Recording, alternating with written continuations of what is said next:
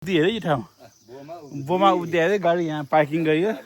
अब हामी गन्तव्यमा जाँदैछौँ। आज यतै बस हुनेछ हाम्रो। शान्त बस्ती एकदम एकदम शान्ति बस्तीमा आइयो। शान्ति बस्ती अति रमाइलो ठाउँ छ। हेर्दाखेरि त डाँडा काँडा पुरा हेर्न सकिन्छ है। आजको बस यतै हुनेछ। हेर्दै गर्नु होला। गाउँघरतिरको घर मही पनि जानु पर्यो जन्मिया घर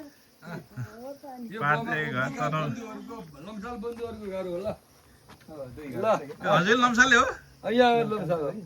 लम्साल हो ल। बोमा उब्जीका लम्साल बन्धुहरूको घर। लम्साल बन्धु खुसी लाग्यो। शान्ति निकुञ्ज भने हुन्छ।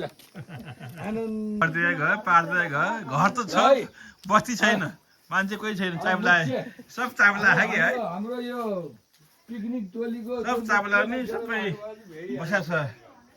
यो ठाउँ चाहिँ बस्ती खाली नै हुने भयो। यो कागती फले छ, निम्बुवा हिजो फलेको। यस्तो गोठ पनि हिजो यस्तो छ त। घर यत्रो घर छ त, बस्ती खाली चाबी लागेको छ। यो ठाउँ त पुरै खाली हुने भयो नि त अब त। उब्दी नगरपालिका गाउँपालिका भिमाद नगरपालिका। भिमादी हो। भिमाद नगरपालिका यो पनि भिमादी नगरपालिका पर्छ। टाढो छ त भिमाद नगरपालिका। वडा नम्बर 1 उब्दी भन्ने ठाउँ। यो सबै कहाँ गयो त यहाँको मान्छेहरू? तै पोखरातिर गयो। यहाँ पाहाडमा बस्नु दुःख भयो।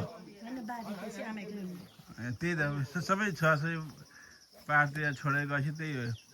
यो ठाउँमा सबै बस्ती खाली छ। जङ्गल र झाडी भन्ने केही छैन। घर के म पालेकै हो नि यो। सेतो किन निकाल्नु भयो बाबा? सेतो त्यो के हो निकाले?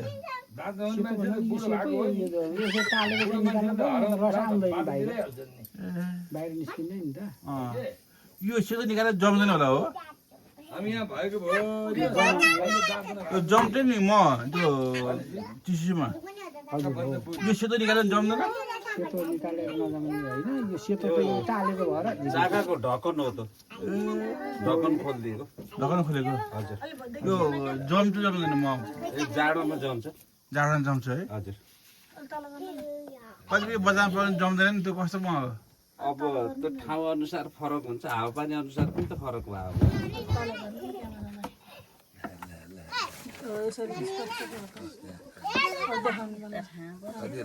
म बनाउँदै मिसिन हालेर है। हजुर हो। ल हेर न।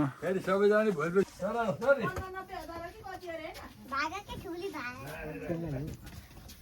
त्यो मको त माथिको जाली निकाल्दै हुन्छ। बनाउँदै हुनुहुन्छ मिसिन हालेर। बतानी मदानीमा निचार्ने यो निचारे म यहाँबाट निकाल्ने।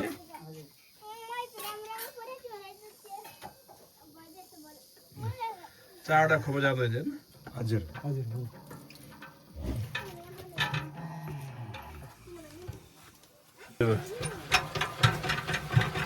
ल दामी चल्दैछ। बाख्न आयो त नागले पहिले खाने भयो, मुखले पहिले नागले खाने भयो, मुखले भन्नु पहिला।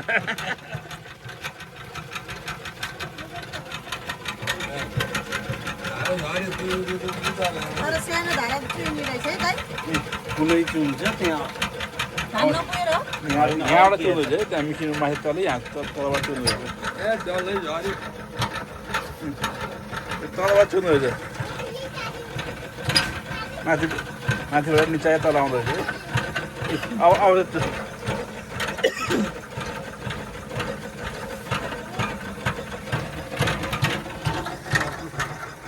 कसरी हो त यो अड्केपछि? कत्रो आयो ल।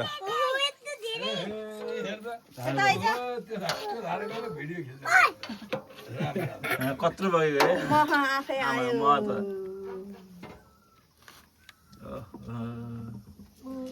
यो बाल्टी भरिन्छ? भरिन्न आएर त यसले त मौपाला भिमाद नगरपालिका 1 तनहुँ हामी यहीँ फेरि अर्को मन्दिर थियो पहिला अलिक यहाँ मन्दिर यस्तो रहेछ यहाँ अर्कै खम्बा हालेर यहाँ पाहाडमा यता डाँडाकाँडा छ बत्ती चाहिँ कम छ एकदमै ल म खाऊँ त है ल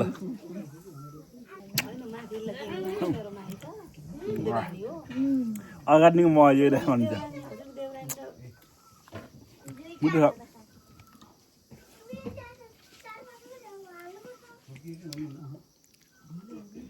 तनाको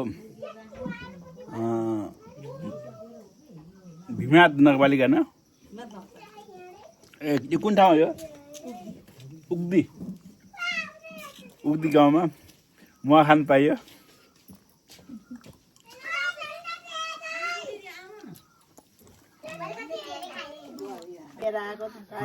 सायद म गाउँ गएको अगाडि नै मह खानु भयो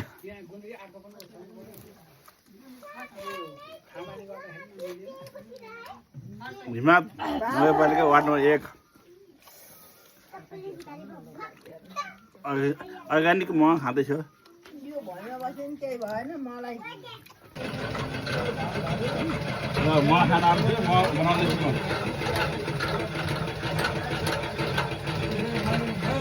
हिमाल नगरपालिका आयो म बनाउँछु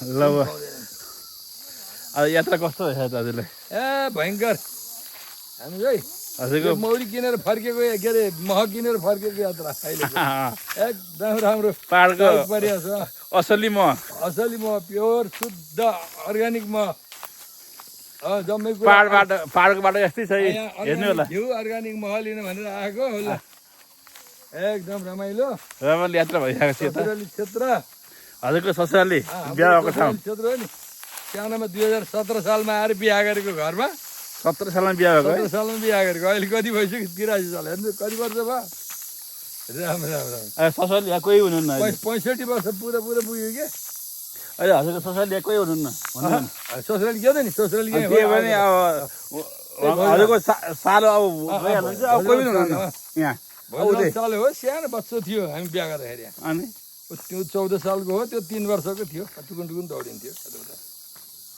यस खुसी लाग्यो हजुरको ससुराली पनि आउनु पाइयो अनि यो ठाउँमा कहिले आएको थिएन साह्रै जोडले बोलायो क्या उसले आज पहिलोचोटि आएको छ पाहाडको बाटो हिँड्नु गयो भइरहेको छ मलाई आएको हो अलिक खोल्छ छ पनि गए हेलो हिँड्नु यहाँ छ आज गाडी यहीँ हुन्छ भोलि काठमाडौँ पस्ताउनु चाहिँ यहाँबाट भगवान् बाटो यस्तो छ पाहाडको टाढो छ नि हजुर उ त्यो पारीको 4-5 वटा घर त्योभन्दा तल खोरो छ अन्डरग्राउन्ड उताबाट आएको खोलो यसरी गएको छ माथिबाट जमिन सम्मै छ पारी छ डाँडाजोर भन्छन् त्यसलाई हजुर ल डाँडाजोर ठ्याक्कै उताको भाग हेर्नु कस्तो छ हो यो दरकाङ भन्ने ठाउँ हो